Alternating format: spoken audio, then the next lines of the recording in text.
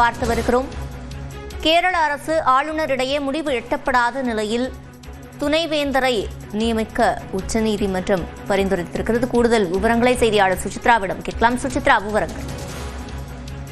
கேரளாவில் உள்ள அப்துல் கலாம் தொழில்நுட்ப பல்கலைக்கழகம் மற்றும் டிஜிட்டல் பல்கலைக்கழகத்திற்கு துணைவேந்தர்களாக நியமனம் செய்ய 2 நபர்களை தாங்களே நியமிப்போம் என்ற ஒரு உத்தரவை தற்பொழுது உச்சநீதிமன்றமானது பிறப்பித்திருக்கிறது. குறிப்பாக துணைவேந்தர்கள் நியமனம் தொடர்பாக நியமிக்கப்பட்ட ஓய்வு பெற்ற நீதிபதி சுதான்சு தூலியா தலைமையிலான அமர்வு பரிந்துரைக்கும் அந்த 2 பேருடைய பெயர்களை உச்சநீதிமன்றமே அதிகாரப்பூர்வமாக பிறப்பிக்கும் என்ற ஒரு உத்தரவை நீதிபதி வர்திவாலா தலைமையிலான அமர்வானது இன்று அதிகாரப்பூர்வமாக பிறப்பித்திருக்கிறது.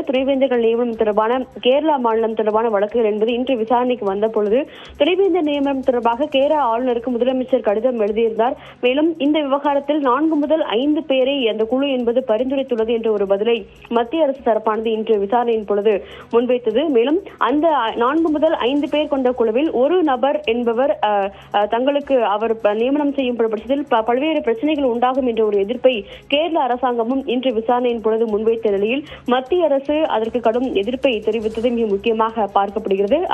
மாநில அரசு ஆட்சேபம் தெரிவிக்கும் அந்த நபருடைய பரிந்துரை என்பது ஏற்கக்கூடாது என்ற ஒரு கருத்தை கேரள அரசாங்கம் இன்றைய விசாரணையின் பொழுது முன்வைத்த நிலையில் துணைவேந்தரை நியமிக்க வேண்டும் என்ற இந்த விவகாரத்தில் அமைக்கப்பட்ட நீதிபதி தூலியாவுடைய குழு என்பது சிறப்பான பணிகளை மேற்கொண்டுள்ளது என்ற ஒரு பாராட்டை உச்சநீதிமன்றம் தெரிவித்திருக்கிறது. அதே சமயம் துணைவேந்தர்கள் நியமன விவகாரத்தில் எங்களால் முடிந்த அளவிற்கு முயற்சிகள் எடுத்தும் இன்று வரை முட்டுக்கட்டை நீடிப்பதாக உச்சநீதிமன்றத்தினுடைய நீதிபதி பர்திவாலா தலைமையிலான அமர்வானது அதிருப்தியை தெரிவித்துள்ளதையும் மிக முக்கியமாக பார்க்க வேண்டும். வேந்தரும் முதலமைச்சரும் ஒருமித்த கருத்தை எட்டுவார்கள் என்று எதிர்பார்க்கப்பட்டது. ஆனால் 2 பேருக்கும் இடையே இது போன்ற ஒரு பிரச்சனைகள் என்பது தற்பொழுது வரையிலும் முடியவில்லை என்ற ஒரு சூழலை கருத்தில் கொண்டு துணைவேந்தர் பெயர்களை பரிந்துரைக்க நியமனம் செய்யப்பட்ட அந்த ஒரு நீதிபதி குழுவானது பதிலை ஆராய்ந்து முழுமையாக இறுதி செய்யப்பட்ட அந்த ஒரு பெயர்களை பரிந்துரை செய்யும் என்ற ஒரு உத்தரவை நீதிபதிகள் அதிகாரப்பூர்வமாக பிறப்பித்திருக்கிறார்கள். சீலிட்ட முத்திரையிட்ட கவரில் அந்த பெயர்களை வரும் 17ஆம் தேதிக்குள் தாக்கல் செய்ய வேண்டும் எனவும் அதன் பிறகு உத்தரவுகள் பிறப்பிக்கப்படும் என்ற ஒரு உத்தரவை